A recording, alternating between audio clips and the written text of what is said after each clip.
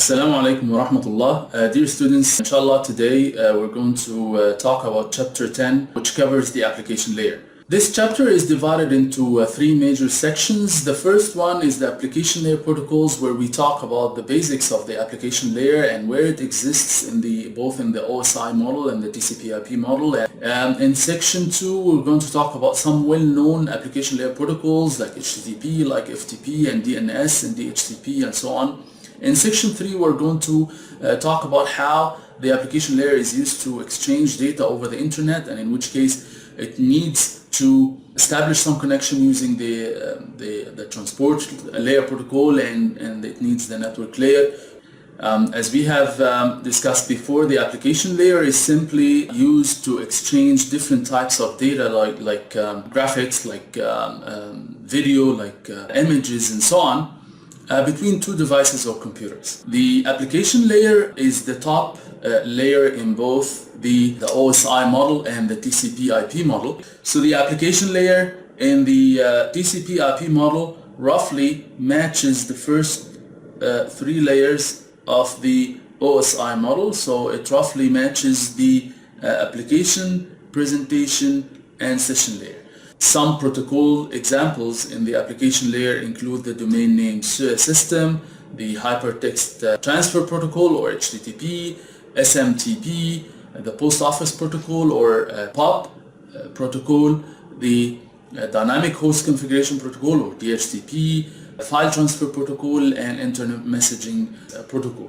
The presentation layer is used to format the different types of data, like for the case of video, we format it using MPEG. For the case of images, we use JPEG, or we use GIF, or we use PNG, and so on. So the presentation layer is responsible for formatting the different types of data using some compression and encryption techniques, whereas the session layer is used to initiate dialogue between the two computers and keep this dialogue alive by exchanging. For example, if I were to purchase something on Amazon, then I need to select my merchandise, and then I can insert these items into a cart and so on. So that's a dialogue, and then finally I can pay using my credit card. And this type of dialogue is actually maintained and managed by the session layer. So as we said, the different examples of the application layer protocols include the domain name system, which is used to map the names of the websites to IP addresses. This boot P protocol, which is used to facilitate or to enable a workstation to get an IP address. DHCP is as well as used for dynamic assignment of IP addresses for different workstations. SMTP is used to facilitate or to enable email service by allowing a client to an email client to communicate to an email server, and allow the email servers to communicate together, as we will see in a minute. The POP protocol or post office protocol is used to allow a client to download emails on a workstation, whereas the IMAP is used to enable clients to access their email, which is stored on the server, as we will see in a minute. File transfer protocol enables a client to access or transfer files on a server using reliable communication using TCP in the transport layer, as we will see, whereas TFTP or trivial file transfer protocol is used to do the same functionality but using UDP or unreliable connectionless protocol in the transport layer. HTTP is the protocol that's used to facilitate exchange of information between a web client and a web server on the World Wide Web applications. So these are some examples in the application layer. So this is a quick activity to be able to map the different boxes to the different layers, both in the OSI model and the TCP/IP model. So remember, in the OSI model, we have to distinguish between the application layer protocol and the presentation layer protocol. We didn't talk about any examples in the session level protocols, but there are some examples that we will not talk about as part of this course. And of course, all these boxes match in this application when it comes to the TCP/IP model, because in the TCP/IP model, there's no distinction between application layer and presentation layer and session layer.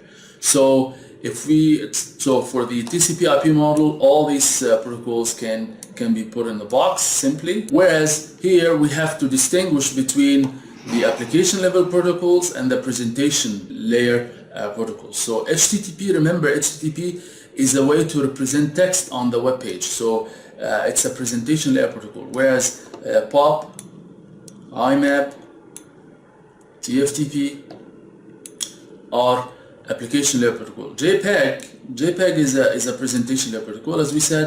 MPEG is to represent video.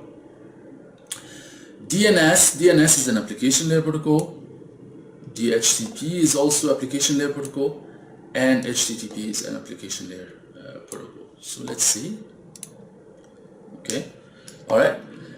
So in the next section, we will talk about peer-to-peer and client-server models, which we have discussed before. So the peer-to-peer networking allows two or more computers to act as client and server at the same time. So one peer can have one client and one server, and the other peer can have one client and one server, and they can both communicate and exchange data in a bidirectional manner, versus for client server networking, one machine acts as client and as a client only, and the other machine acts as a server only, in which case the client has to always initiate the communication and request a certain service from the server. So this is an example for a messaging application. So the application has to have a user interface, and then you can send and receive messages. And as an example of this, of course, is we have eDonkey, eMule, and BitTorrent are amongst the most common peer-to-peer protocols on the internet, which allows any machine on the internet to act as a client and as a server, and can exchange data or content between these clients. The drawback or the disadvantage of peer-to-peer is that we still need some server to control the administration or to facilitate the connection between these machines, as we have discussed before, so that if a device wants to fetch the content of this, it has to go through one device at a time, which is kind of impossible. So instead, there is a server somewhere here which acts as, again, a central administration for only the connection of all these machines. So if one device wants to fetch this content from the internet, it needs to first go to the central administration server to know which machine has this file. If it knows that this machine has this file and this machine has this file, but the other machines don't, then it makes a connection to those two machines only, as opposed to making a sequential connection to all the devices. So it makes a connection to those machines only, and it can use both machines to download the content of this file faster, depending on how many devices actually host this file content. So the typical peer-to-peer networks on the internet, they still need to have a centralized administration server which hosts not the content, but it hosts the information of which device has which file content to be able to fetch it faster. For client-server model, the client is always the one who initiates the communication with the server, and then it requests whether to download or to upload information to the server. So this is the download direction. So the client can request to download content from the server to the client, or it may actually request to upload. So it's always the client who requests to do something, and the server is listening, and then it performs the file transfer based on the request from the client.